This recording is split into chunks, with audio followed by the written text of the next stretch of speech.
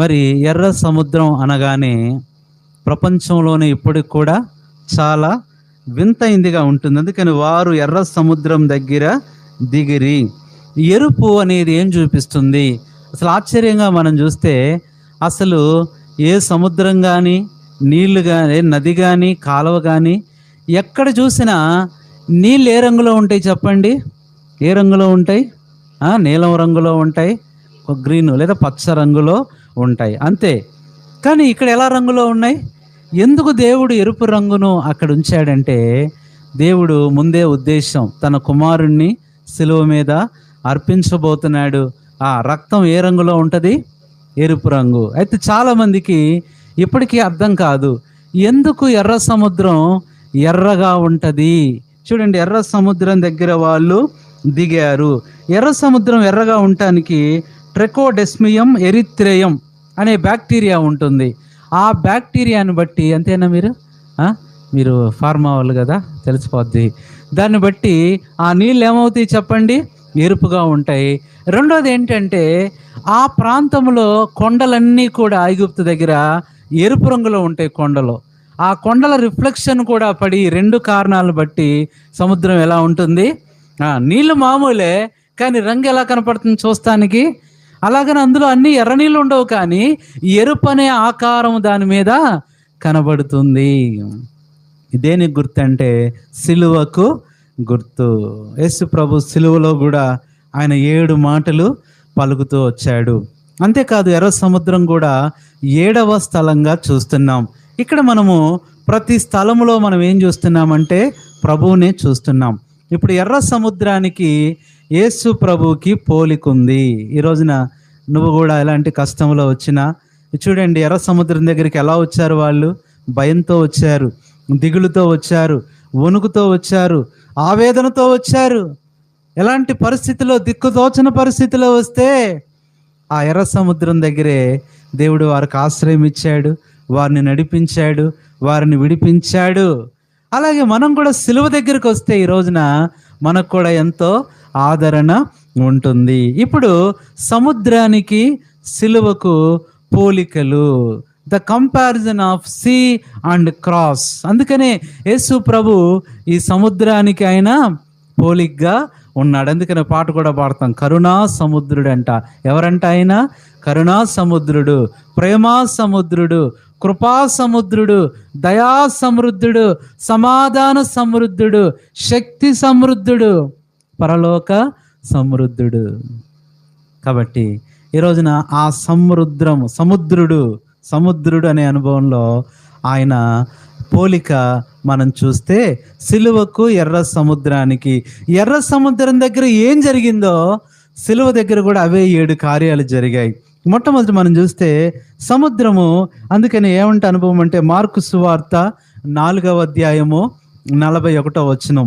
Mark సువార్త 4:41లో వాళ్ళందరూ ఆశ్చర్యపోయి, ఏంటి ఈయనకి సముద్రమో? వారు మిక్కిలి భయపడి, ఈయన ఎవరో? గాలియు సముద్రము అది. వాళ్ళకి అర్థం కాదు అసలు సముద్రమే ఆయనే సముద్రం, పరమ సముద్రం. సముద్రం లోబడుతుంది. 107వ కీర్తన 24వ వచనం. సముద్రం దగ్గర దేవుడు చేసిన కార్యాల గురించి ఆ కీర్తనలో మనం చూస్తున్నాం. 107వ కీర్తన 24వ వచనం. యెహోవా కార్యములను సముద్రములో ఆయన చేయు. అది ఎంత బాగుందండి! ఎందుకంటే సముద్రంలో ఆయన అద్భుతాలు చేశాడు. 95వ కీర్తన 5వ వచనంలో అయితే అక్కడ ఫైనల్గా అంటాడు, అసలు సముద్రం ఆయనది. సముద్రం ఎవరిది చెప్పండి? ఆయనదే. ఏ సముద్రమైనా ఆయనదే, ఏ కొండైనా ఆయనదే, ఏ లోయైనా ఆయనదే, ఏ భూమి అయినా ఆయనదే. ఈరోజున అందుకని మనం కూడా ఆయన ప్రజలమే, ఆయన వారమే. మనమేసుని వారలము, తన వారముగానే. కాబట్టి ఇక్కడ మనం జాగ్రత్తగా చూస్తే ఈ ఎర్ర సముద్రం నేర్పే 7 పాఠాలు.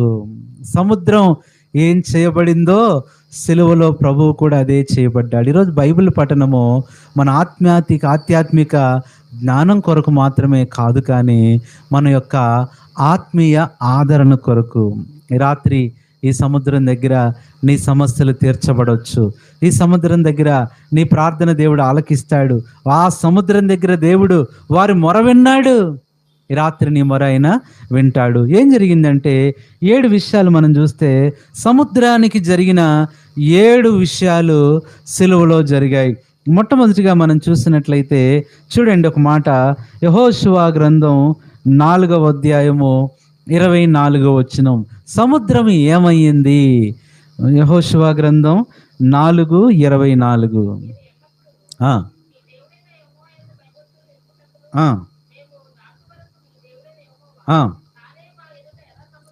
మొట్టమొదట ఈ ఎర్ర సముద్రంలో మొట్టమొదటి అనుభవం ఏంటంటే అది ఎండిపోయింది. ఏమైంది? ఎండిపోయింది. ఎలా అసలు చూడండి, ఎంత ఆశ్చర్యం అండి. ఎండిపోయిందంటే అండి, ఈరోజు ఈ మధ్య అన్నీ ఎండట్లేదండి, ఎండటం కష్టం. ఉతికిన బట్టలే సరిగ్గా ఎండట్లా. కానీ సముద్రం ఏమైపోయింది? ఎండిపోయింది. తుడిచిన నేలే అంత తొందరగా ఎండట్లా. కానీ దేవుడు దాన్ని ఏం చేశాడు? అబ్బా, ఎంత బాగుందండి. ఆరిపోవటమే కాదు, అది ఏమైపోయింది? ఎండిపోయింది. ఈ ఎండిపోవటం అనేది ఏం చూపిస్తుందంటే సమస్యలు నీ మీదకి వస్తాయి, శోధనలు నీ మీదకి వస్తాయి, కష్టాలు నీ మీదకి వస్తాయి. వాటన్నిటిని దేవుడు ఏం చేస్తాడు? ఎండిపోజేస్తాడు. ఎండిపోవటం అంటే అర్థం ఏంటంటే ఓడిపోయినాయి. ఒకసారి ఒక బ్రదర్ చెప్పాడు, వాళ్ళు ఉండే ప్రాంతంలో భయంకరమైన పాములంట. కొత్తగా సేవకి వెళ్ళారు. ఆ మందిరం ఏమో ఆ మధ్యలో ఉంటుంది. ఆ క్వార్టర్స్ కూడా ఆనుకునే ఉంటుంది. దేవుని సేవకుని క్వార్టర్స్ చిన్నగా, అది చుట్టూ మొత్తం ఏంటంట చెట్లే, అడవిలాగా ఉంటుంది. రోజు ఏమొచ్చాయంట? పాములు వచ్చాయంట అండి. ఒకసారి మంచం కింద ఉండేదంట, ఒకసారి కంచం కింద ఉండేదంట. చాలా భయం వేసేది. చూస్తే చిన్న పిల్లలు. దీన్ని బట్టి మందిరానికి రావటానికి కూడా భయం వేస్తుంది అందరికీ. ఒకసారి ఆరాధన జరుగుతుంటేనే పక్క నుంచి ప్రైజ్లాడి చెప్పుకుంటూ వెళ్ళిపోతుండే అంట. అలాంటి పరిస్థితుల్లో భయపడతా ఉన్నప్పుడు వాళ్ళు ఒకటే ప్రార్థన చేశారంట, ప్రభువా ఈ పాముల్ని ఏం చేయి. వాళ్ళు చేసిన ప్రార్థన దేవుడు ఆలకించాడండి, ఆలకించాడు. దేవుడు ఎంత అద్భుత కార్యం చేశాడంటే, ఏ ప్రాంతంలో అయితే ఆ పాములు ఉన్నాయో ఆ ప్రాంతము గవర్నమెంట్ దృష్టిలో పడిందంటండి. ఆ అడవి అంతా, ఆ ప్రాంతం అంతా గవర్నమెంట్ దృష్టిలో పడి, ఎందుకు ఇది ఖాళీగా వదిలేస్తున్నాం, ఇక్కడ ఏం చేయాలి? మంచి సచివాలయం. ఏ ఆలయం అది? సచివాలయం కట్టాలని ఏం చేశారు? అంత పెద్ద పెద్దగా ఉన్నాయి, పన్ని తుప్పలు ఉన్నాయి, ముళ్ళు ఉన్నాయి.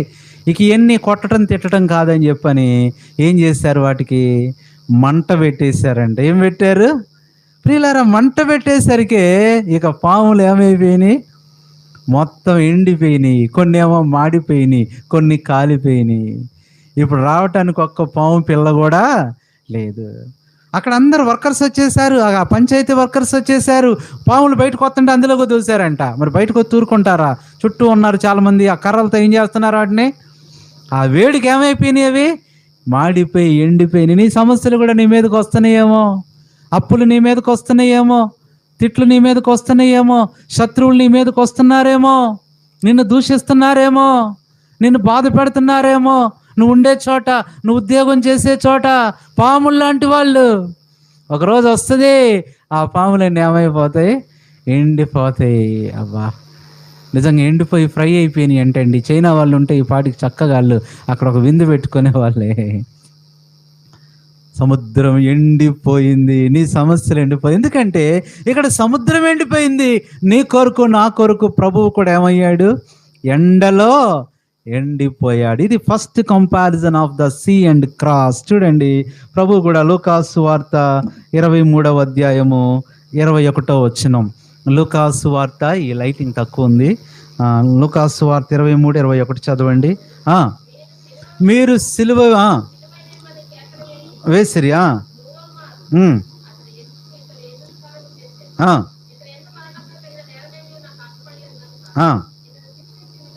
లూకాసు వార్త 23 చదవండి. అది ఒక్క పెట్టుగా కేకలు వేసి వీరిని సిలువ వేయము, కేకలే గెలిచెను. ఎంత భయంకరమండి. ఎవరు గెలిచినాయి అంట? వారి కేకలే గెలిచాయి. ఎంత భయంకరమండి, వారి కేకలే గెలిచాయి.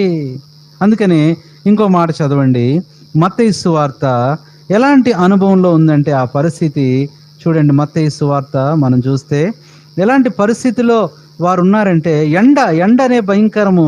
అందుకని ఎండిన దానికి పచ్చిదానికి ఇలా చేస్తే ఎండిన దానికి వారు ఏం చేస్తారు? చదవండి, ఆ మాట కూడా చదవండి.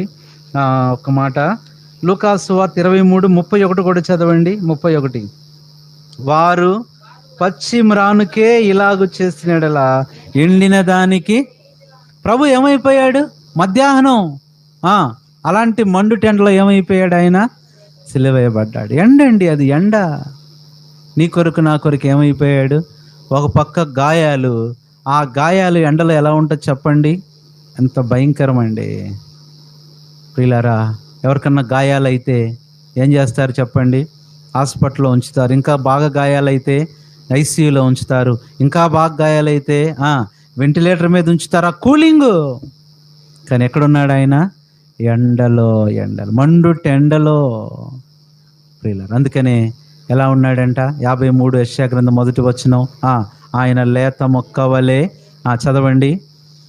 ఎండిన భూమిలో లేత మొక్క వలె పలు నిందలు పొందితివి. చదవండి. మేము తెలియజేసిన సమాచారము ఎవడు నమ్మెను? యెహోవా బాహు.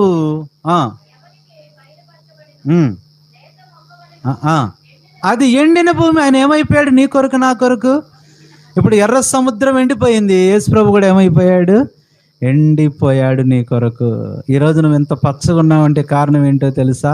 ఆయన ఎండిపోయాడు. నీ కుటుంబం ఎంత పచ్చగా ఉందంటే ఆయన ఎండిపోయాడు నీ కొరకు. ఇది మొట్టమొదటిది. రెండవది సముద్రం యొక్క అనుభవం, సిలువ యొక్క అనుభవం చూస్తే రెండవ మాట చూడండి దయచేసి. మత్తయి సువార్త 16:22.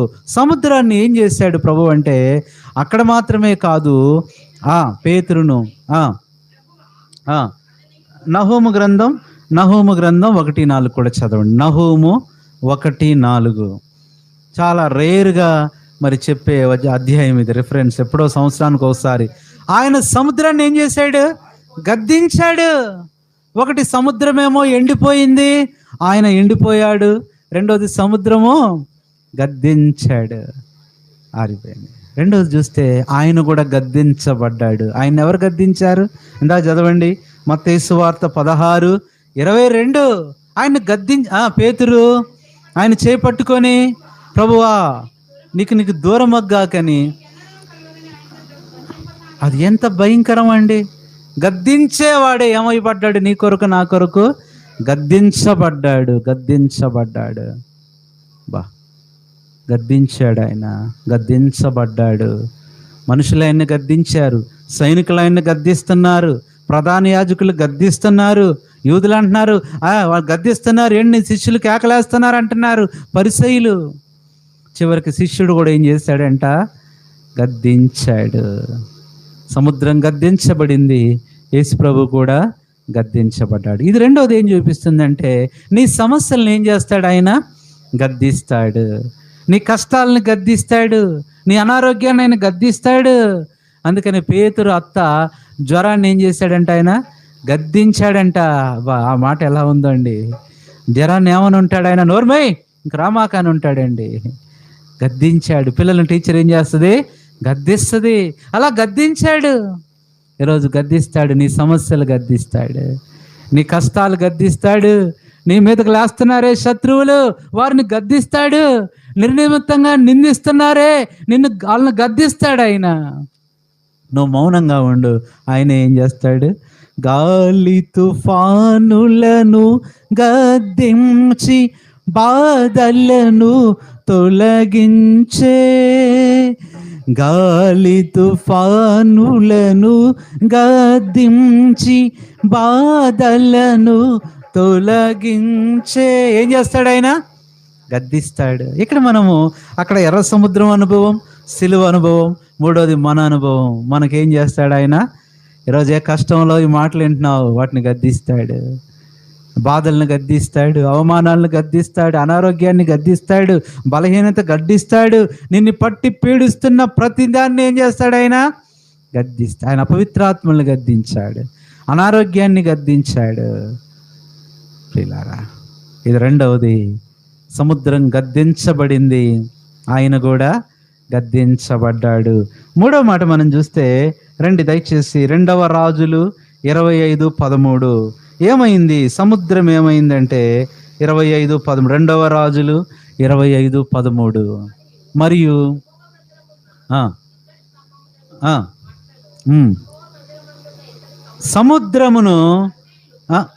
సముద్రము కొట్టబడుతూ వచ్చింది. సముద్రం ఏమైంది? కొట్టబడింది. ఇప్పుడు యేసు ప్రభు కూడా నీ కొరకు నా కొరకు ఏమయ్యాడు? అబ్బా, ఆయన కొట్టబడ్డాడు. చదవండి మత్తయి సువార్త 26వ అధ్యాయం 68వ వచనం. మత్తయి సువార్త, కొందరు ఆయనను అరచేతులతో కొట్టబడ్డాడండి. ఈరోజు కొట్టబడ్డాడు. ఇక్కడ మన అనుభవం ఏంటంటే, నీ మీదకి వచ్చే విరోధులను ఏం చేస్తాడు? ఆయన కొడతాడు. దావీదైతే ఇంకా డైరెక్ట్గా అంటాడు, పళ్ళు రాళ్ళ కొడతావు అంటాడు. కీర్తన 3వ కీర్తనలో, నా మీద లేచు దృష్టుల పళ్ళు రాళ్ళ కొడతావు నువ్వు. కాబట్టి నీకు వచ్చే సమస్యలను రాళ్ళ కొడతాడు ఆయన. నీకు వచ్చే శత్రువులను ఆయనే కొడతాడు. చదవండి ఆ మాట. ఇది యెహోవా లెమ్మో, కీర్తన 3:7. నా శత్రువులనందరినీ దవడ ఎముకల మీద కొట్టువాడవు. అది ఎంత బాగుంది. దవడ ఎముకల మీద కొడతాడంట, పళ్ళు ఇరగొడతాడు. సమస్యలు వస్తున్నాయా? రాని. శత్రువులా నిన్ను తిడుతున్నారా? తిట్ని వాళ్ళ పళ్ళు ఏమైపోతాయి? రాలిపోతాయి. బ్రదర్ చెప్తా వచ్చాడు, సేవ చేస్తుంటే ఒక సహోదరుడు విరోధంగా లేచాడంట. భయంకరంగా లేచాడు. ఒకళ్ళు లేస్తే ఆగుతాడా? చెప్పండి. వాడికి ఏముంటారు? ఆయనకి తోడుంటారు. అదొక బ్యాచ్ అవుద్ది. స్కూల్లో కూడా చూడండి, ఒకడుంటే అల్లరి చేసేవాడు వాడికి తోడుంటారు. కాలేజీలో గొడవ చేసేవాడు వాడికి తోడుంటాడు. సంఘాల్లో కూడా వీళ్ళు ఎలాంటి పరిస్థితి వచ్చిందంటే, ఇక ఆ సేవకుడిని, సేవకురాల్ని, సంఘాన్ని ఇబ్బంది పెడతా ఉన్నాడు. భయంకరంగా తిడుతున్నాడు, హింసిస్తున్నాడు, మాటలంటున్నాడు. ఆ సేవకుడు దేవునికే అప్పగించి ఇదే వాక్యాన్ని ఏం చేశాడు? ప్రభువా, కీర్తన 3:7 జ్ఞాపకం చేసుకో. భయంకరంగా మాట్లాడుతున్నాడు. దేవుడు నిజంగా గొప్పవాడండి. ఒకరోజు డ్రైవింగ్ చేస్తున్నాడంట, రోజు పెట్టుకునేవాడంట. ఏంటి? హెల్మెట్. ఆ రోజు పెట్టుకోలేదు. ముందు ఏమో చెప్పండి, ముందు యాక్సిడెంట్ అయితే మొట్టమొదట దెబ్బ తగిలేది దేనికంటే? ముక్కుకి, రెండోది మూతికి, పళ్ళకి. పళ్ళు ఏమైపోయినాయి? ఇక తిట్టలేకపోతున్నాడంట. తిడుతున్నాడు కానీ తిట్లు క్లారిటీ రావట్లేదంట. మధ్యలో 2-3 పళ్ళు ఊడిపోతున్నాయి. పాపం గాలి వెళ్ళిపోతుంది. సరే, అయినా కానీ ఏం చేయాలా? తిట్టాలని డాక్టర్ దగ్గరికి వెళ్ళాడంట. అయ్యా, ఈ పళ్ళు పెట్టించుకో అన్నాడంట. అయ్యా, నీకు పళ్ళు పెట్టడం కుదరదు. నీ మీద మాట్లాడుతున్నారా, నిందలేస్తున్నారా? వెయ్యిని అక్క, వెయ్యిని. అన్యాయంగా నీ గురించి ఎన్నో మాటలు అంటున్నారా? అన్నా. ఏం చేస్తాడని? దుష్టుల పళ్ళు కొడతాడు, రాళ్ళ కొడతాడు. ఆయన కొట్టేవాడు ఉంటున్నాడు. అబ్బా, ఎంత బాగుందండి. అదే మనం చిన్నప్పుడు సామెత చదివాం కదా. ఏమంటుందంట? నాలుక పళ్ళ దగ్గరికి వచ్చిందంట. వచ్చి విజిటింగ్ చేసి, అన్న ప్రైజ్ లార్డ్ బ్రదర్స్, మీరు నిజంగా ఎంత చక్కగా నా కోసం ఆహారం నవిలి రుచిగా నాకు ఇస్తున్నారు. మీరు ఆ మొక్కల చెక్కలన్నీ కూడా చక్కగా నవిలి ఇస్తున్నారు. నాకు సులువుగా ఉంటుంది ఆ రుచి. మరి మీ అందరికీ చాలా థ్యాంక్స్. మీకు ఏదైనా హెల్ప్ చేయాలా? మరి నాకు ఎంత హెల్ప్ చేస్తున్నారంటే, పళ్ళు అన్నాయంట. అమ్మ, మాకు ఒక్క హెల్పే చేయి నువ్వు. ఎవరిని పడితే వాళ్ళని ఏమంటే అనదమ్మాకమ్మ. ఎవరిని పడితే అది తిట్టమాక. కొంచెం నాలుగు అదుపులో ఉండు నువ్వు. ఎందుకంటే నువ్వు బాగానే ఉంటావు లోపల దాక్కొని. దెబ్బలన్నీ ఎవరి మీద పడుతున్నాయి? మీరు రాలిపోయేది మేమే. ప్రియులారా, నీ మీదకి ఎవరిని మాట్లాడుతున్నారో అది గుర్తుపెట్టుకో. వాళ్ళు తిట్లు లెక్క పెట్టుకో, వాళ్ళ పళ్ళు కూడా లెక్క పెట్టుకో. నువ్వేమనాల్సిన పని లేదు. అనిమిత్తముగా, నిర్నిమిత్తముగా మిమ్మల్ని నిందించి జనులు మిమ్మల్ని హింసించినప్పుడు, అబద్ధముగా మీ మీద చెడ్డ మాటలల్లో పలుకున్నప్పుడు మీరు సంతోషించి ఆనందించుడి. పరలోకంలో మీ ఫలం అధికమైంది. వాళ్ళ పళ్ళు కూడా రాలిపోయినాయి. యెహోవా లెమ్ము రక్షించుము. ఆ పాట కూడా ఉంది కదా, దుష్టుల పళ్ళు విరుగా గొట్టువాడవు. ఏంటంటే ఆయన యెహోవా నాకు ఆధారం అనే పాటలో దుష్టుల పళ్ళు ఏం చేస్తావు నువ్వు? విరగ్గొడతావు. కాబట్టి మూడవది, సముద్రం కొట్టబడింది, ఆయన కొట్టబడ్డాడు. నీ సమస్యలను కూడా ఏం చేస్తాడు? ఆయన కొడతాడు.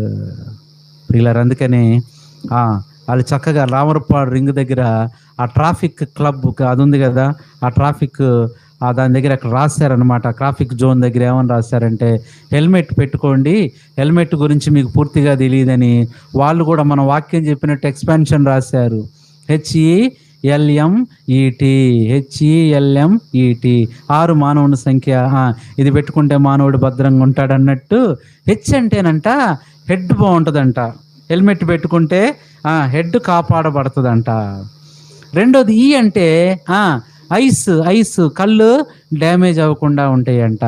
ఎల్ అంటే లిప్స్, ఎం అంటే మౌత్ నోరు, తర్వాత ఈ అంటే ఇయర్స్, టీ అంటే అది టీత్. కానీ చాలామంది పైకి నవ్వుతున్నారు, కానీ మీకు కూడా ఏదో ఒక పన్ను పోయే ఉంటుంది, కనపడదు. కానీ చాలామంది పళ్ళు ఎక్కడో రాలి, ఒక్క పన్ను అన్నా రాలే ఉంటుంది. ప్రియులారా, దేవుడు ఏం చేస్తున్నాడు? నీ సమస్యలు, నీ శత్రువుల్ని ఆయన కొడతాడు ఒకరోజు, ఎన్నైనా తిట్టుకొని. ప్రియులారా, ఇది ఎన్నవది? మూడవది. ఒకటి, సముద్రం ఎండిపోయింది, ఆయన ఎండిపోయాడు, నీ సమస్యలను ఎండిపోజేస్తాడు. రెండవది, సముద్రాన్ని గద్దించాడు, ఆయన గద్దించబడ్డాడు అనవసరంగా, నీ సమస్యలను గద్దిస్తాడు. మూడవది, ఆయన సముద్రం కొట్టబడింది, ఆయన కొట్టబడ్డాడు, నీ సమస్యలను కూడా ఆయన కొడతాడు. ఇది ఎన్నవది చెప్పండి? మూడవది. నాలుగవది చూస్తే చూడండి, యెషయా గ్రంథం 51:10. యెషయా గ్రంథం 51:10 చదవండి. యెషయా 50. అది సముద్రం ఏమైపోయిందంట? నాలుగోది, సముద్రం ఇంకిపోయింది. ఇంకిపోవటం అంటే ఏంటి చెప్పండి? ఇంకిపోవటం అంటే ఏంటి? ఇంకేమి లేదు, మొత్తం ఏమైపోయింది? ఇంకిపోయింది.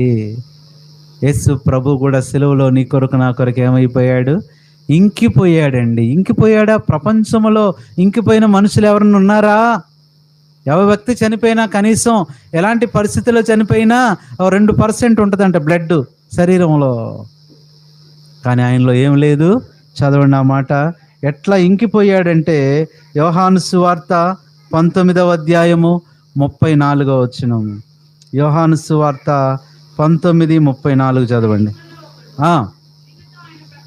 పక్కన పొడిచెను, వెంటనే రక్తము నీళ్ళు, మూల భాషలో డ్రైడ్ అప్ అంటండి, ఇంకిపోయింది. ఇంకా రక్తం లేదు, ఏం లేవు. ఎంత అండి ఆయన పర్సెంట్ అంటే? 0% అండి, రక్తం లేదు.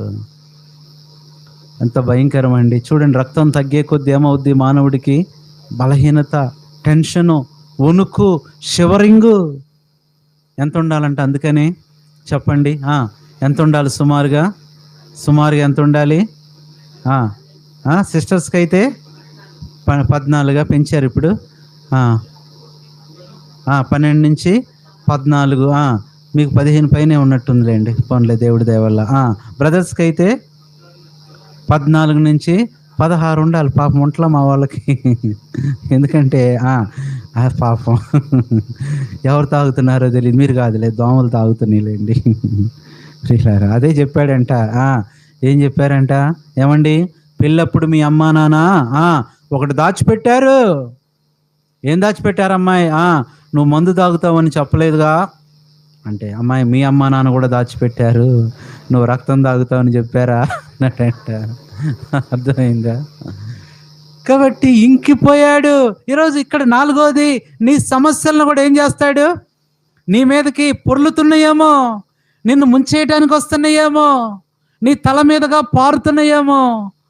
దేవుడు ఒకరోజు ఏం చేస్తాడు? వాటిని ఇంకిపోతాయి. ఆ సమస్యలు చూసినా నీకు కనపడవు.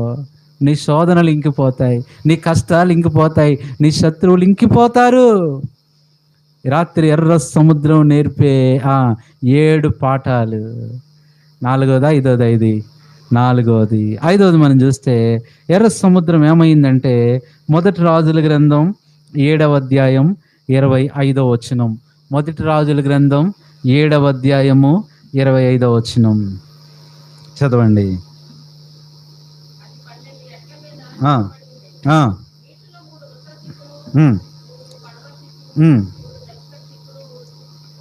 చూచున్నా సముద్రం ఏమైందంటే 5వది ఎత్తబడింది. సముద్రం ఎత్తబడటం ఏంటండి? ఎందుకంటే ఆయన కూడా నీ కొరకు నా కొరకు సిలువపై ఎత్తబడ్డాడు. చదవండి దేవుని వాక్యంలోంచి ఒక మాట చదవండి. దేవుని వాక్యంలో యోహాను సువార్త 3వ అధ్యాయం 15వ వచనం. యోహాను సువార్త 3:15. అరణ్యంలో మోషే సర్పమును ఎలాగెత్తెనో అలాగే విశ్వసించు ప్రతివాడును నశింపక ఆయన ద్వారా నిత్య జీవం పొందినట్లు ఎత్తబడ్డాడు. ఆయన సముద్రం ఎత్తబడింది, ఆయన కూడా సిలువాపై నెత్తబడే విసర్జింపబడెను. సిలువాపై నెత్తబడే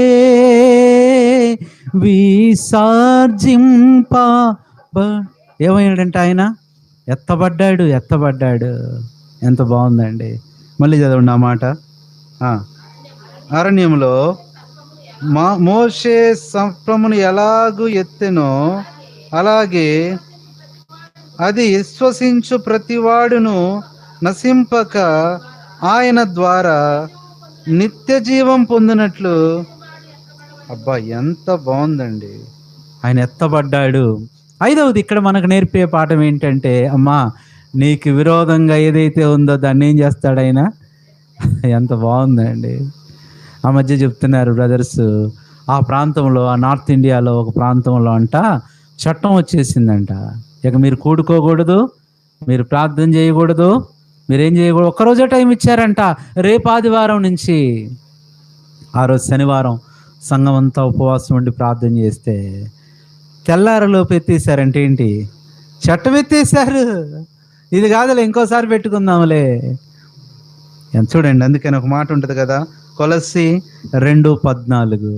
కొలస్సీ 2:14. దేవుడు వ్రాతరూపకమైన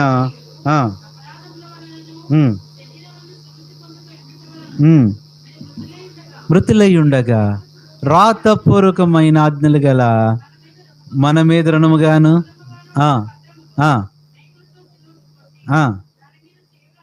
తుడిచేసి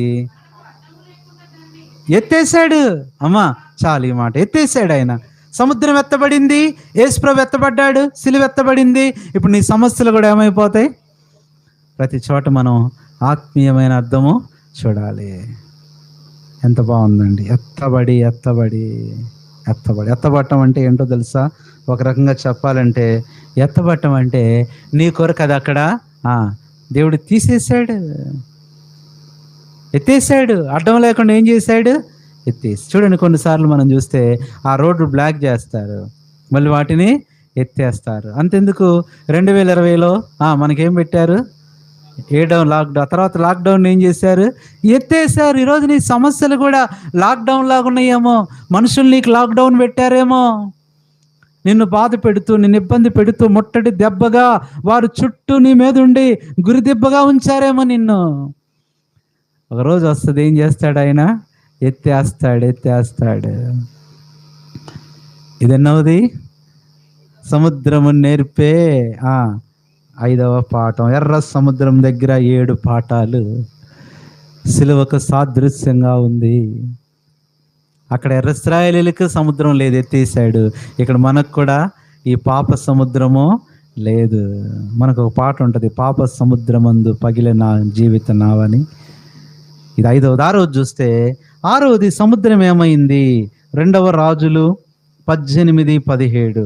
2వ రాజుల గ్రంథం 18వ అధ్యాయము 17వ వచనం. అంతటా అష్షూరు రాజు ఆ, ఉమ్, ఆ, ఆ, వస్తుంది అది. ఆ, చూడండి. ఆ, సన్నీ వస్తుందా లైవ్? ఆ, ఆ, ఉమ్, ఆ. ఎన్నో వచ్చిన అది? ఆ, చదవండి.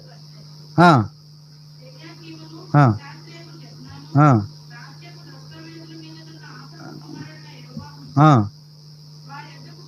ఆ, అక్కడ ఒకనాడు చూడండి, ఆ సముద్రము దింపబడిందని ఉంటుంది చూడండి. ఆయన ఎత్తబడతా వచ్చాడు, మళ్ళీ దింపబడుతూ వచ్చాడు. చదవండి అక్కడ ఎక్కడంటే అది ఆ వచనం చదవండి. ఆ, చూడండి.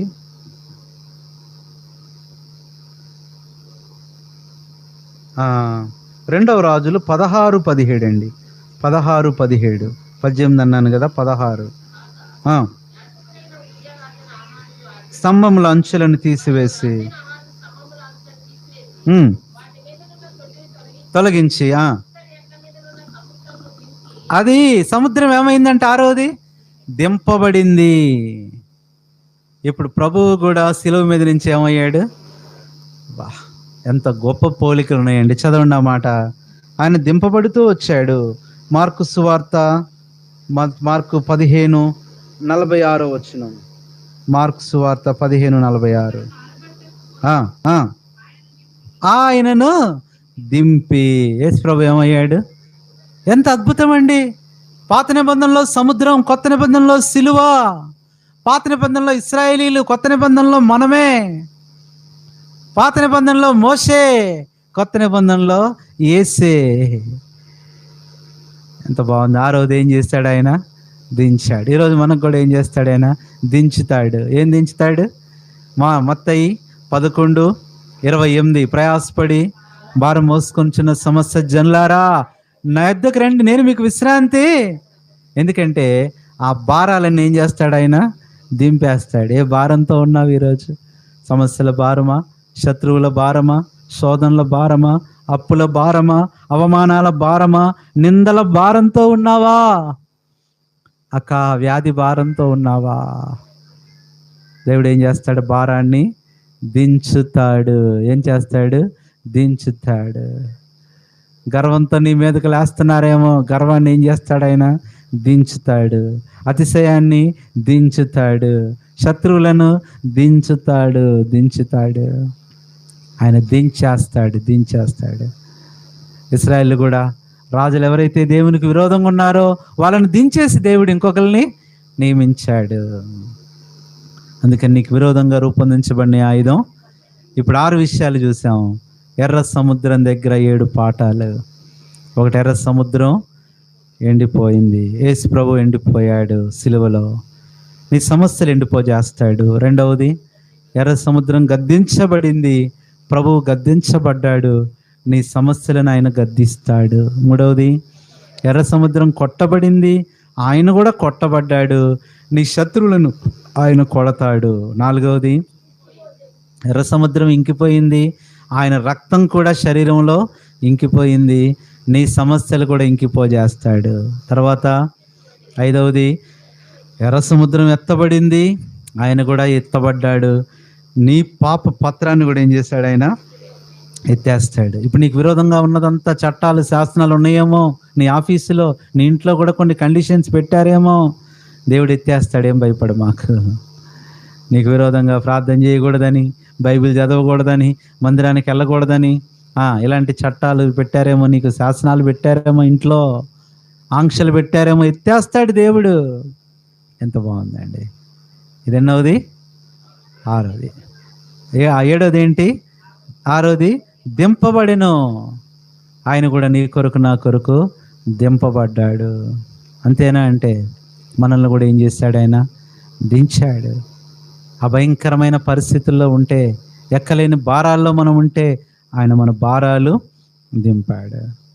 అనుదినం ఒంటె బరువు దీవెనలు వీపున్ అది ఈ భారాలన్నీ తీసి ఏం మోపాడంట? దీవెనలు దింపేశాడు, శోధనలు భారాలు. 7వది చివరి చూస్తే ఈ సముద్రం యొక్క అనుభవము ఎలాంటి అనుభవం అంటే యెషయా గ్రంథం 43:16 7వ గొప్ప అనుభవం. యెషయా గ్రంథం 43వ అధ్యాయం 16వ వచనం. సముద్రంలో దట్స్ ఆల్. 7వది సముద్రం ఏమైంది? త్రోవగా మారిపోయింది. ఇప్పుడు మీరు ఈజీగా చెప్పచ్చు, దీనికి సాదృశ్యంగా యేసుప్రభు ఏం చెప్పాడు? యేసు నేనే యోహాను 14 నేనే మార్గము, నేనే సత్యము, నేనే జీవమును, నేనే మార్గము, నేనే సత్యము, నేనే జీవ. కాబట్టి ఏమైపోయాడు ఆయన? చదవండి ఇప్పుడు. యేసు అయిపోయింది వర్తమానం. అక్కడ ఎర్ర సముద్రం త్రోవ అయిపోతే ఇక్కడ యేసు ప్రభు త్రోవ అయిపోయాడు. సిలువ అనేది మనకి ఏమైపోయింది ఇప్పుడు? త్రోవ. అంత గొప్ప దేవుడండి. ఇది బైబిల్ స్టడీ దగ్గర ఇశ్రాయేలుకి నేర్పిన ఆ 7వ అనుభవంలో, 7వ ప్రయాణంలో పాఠం. అంతేకాదు దేవుడు నీకు నాకు కూడా నేర్పిస్తున్నాడు. అందుకని ఇప్పుడు చూడండి, ఒక మాట ఉంది. ఇక చివరికి వచ్చేసరికి నిన్ను భయపెట్టే సముద్రం, నిన్ను బాధ పెట్టే సముద్రం ఇక లేదు. చదవండి ప్రకటన గ్రంథం 21:2 మరియు నేను నూతనమైన యెరూషలేము, ఆ పరిశుద్ధ పట్టణము తన భర్త కొరకు అలంకరింపబడిన పెండ్లి కుమార్తె వలె. అది 21:2 కింద చూడండి. సముద్రం ఇక లేదు. ఎన్నో వచ్చిన అది పైన వచ్చినాలు చూడండి, కింద వచ్చినాలు కిందకు వచ్చేయండి. సముద్రము ఇక లేదు. ఎన్నో వచ్చిన ఇక లేదు, ఇక లేదు, ఇక నీకు శిక్ష లేదు, ఇక నీకు బాధ లేదు, ఇక నీకు విడుదల. మొదటి వచనమేనా? అంతటి నేను అది చూచితిని, గతించిపోయాను, ఇక లేదండి. నిన్ను భయపెట్టే సముద్రం ఇంకా సముద్రం లేకుండా పోయింది. ఇప్పుడు యేసు ప్రభువు కూడా నీ కొరకు నా కొరకు. అందుకని గొప్ప మాట ఉంది కదా, ఆయన ఇక్కడ లేడు, లేచి ఉన్నాడు. మన అదే ఈస్టర్లో మనందరం చూస్తూ వచ్చి ఉంటాం కదా. చదవండి ఆ మాట. ఆయన ఇక్కడ లేడు, ఆయన లేపబడ్డాడు. మత్తయి సువార్త 28:6.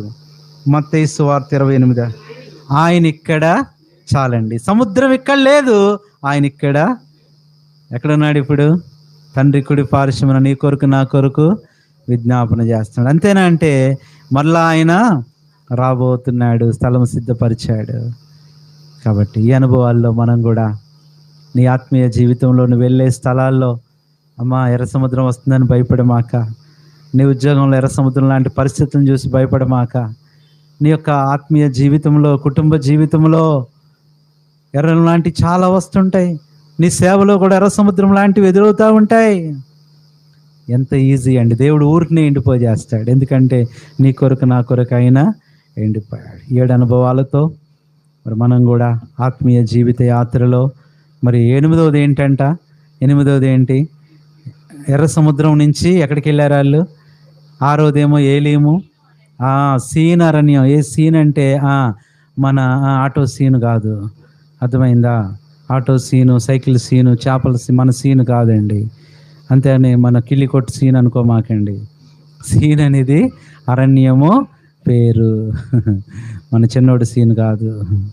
కాబట్టి ప్రియులారా, ఈ రాత్రికాల సమయంలో సీన్ అరణ్యంలోకి వెళ్ళక ముందు ఎర్ర సముద్రం ఎక్కడ నువ్వు భయపడ్డావో అక్కడే ఆదరణ. అందుకనే దీనికి ఒక పేరు పెట్టవచ్చు. ఏంటో తెలుసా? Faith wins fear. ఏంటంటే విశ్వాసం భయాన్ని జయిస్తుంది. Faith wins fear. అక్కడ నువ్వు విశ్వాసం ఉంచి అలాంటి ఎర్ర సముద్రం ఎదురైనా అది నిన్నేమీ చేయదు. ఈ అనుభవంతో మనం ఉండటానికి ప్రభువు మనకి సహాయము చేయనుగాక.